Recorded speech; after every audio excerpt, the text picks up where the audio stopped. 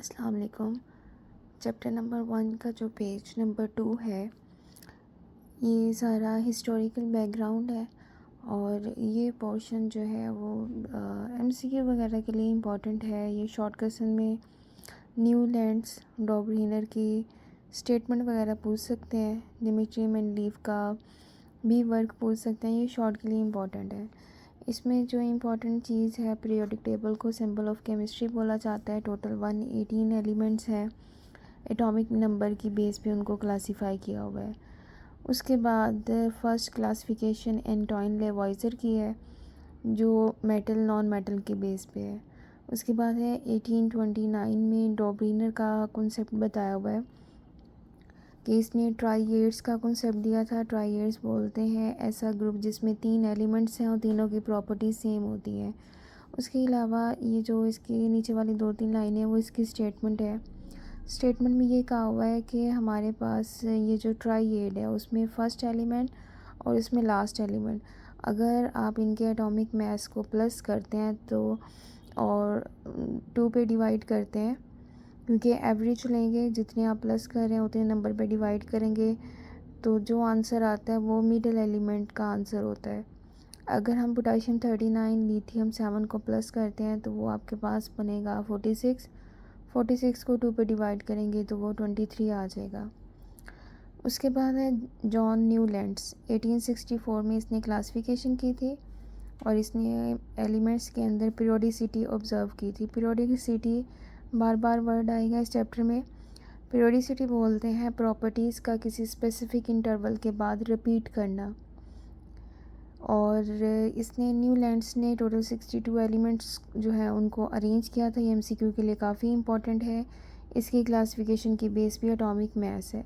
डॉबरिनर, Newlands classification की base atomic mass है। John Newlands ने एक लॉ दिया था, उसको बोलते हैं लॉ ऑफ ऑक्टेव। उस लॉ के अकॉर्डिंग ये था कि हर पहला एलिमेंट न्यूलैंड की क्लासिफिकेशन के मुताबिक हर पहला एलिमेंट प्रॉपर्टीज़ में 8वें से रिपीट करता है। ठीक है। और उसके बाद है लोथरमियर की क्लासिफिकेशन है। इसने कुछ ग्राफ बनाए थे, ये बस याद रखें। एटॉमिक वेट और एटॉमिक वॉल्यूम के दरमियान ग्राफ बनाया था और इसकी बेस भी एटॉमिक मास था। और इसने भी ग्राफ में थोड़ी पीरियोडिसिटी की बात की थी। उसके बाद है, ये इम्पॉर्टेंट है, मेंडलीव ने 1869 में 63 एलिमेंट्स को अरेंज किया था एटॉमिक मास के according. Increasing atomic mass, increasing atomic mass का मतलब होता है कम से ज़्यादा की तरफ जाना। और इसके जो सबसे इम्पॉर्टेंट पीरियोडिक टेबल की जो बात थी, इसने ना अपने पीरियोडिक टेबल में कुछ गैप्स छोड़े थे। आज हम ये जो मॉडर्न पीरियोडिक टेबल पढ़ते हैं ना, वो बेसिकली इसी की बेस है, इसी की मॉडिफिकेशन है।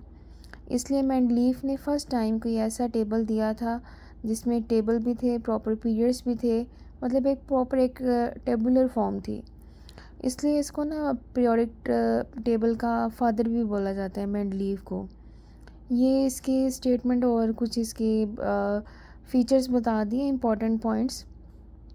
इसमें भी पीरियोडिसिटी का वर्ड यूज़ किया हुआ है कि ये पीरियोडिक वे से जो है प्रॉपर्टीज़ रिपीट करते हैं। नेक्स्ट आया मूजले। मूजले ने कहा भाई एलिमेंट्स को एटॉमिक मास की बजाय ना आप एटॉमिक नंबर में अरेंज करें। ठीक है, उनके प्रोटॉन्स की तादाद की बेस पे आप उनको क्लासीफाई करें।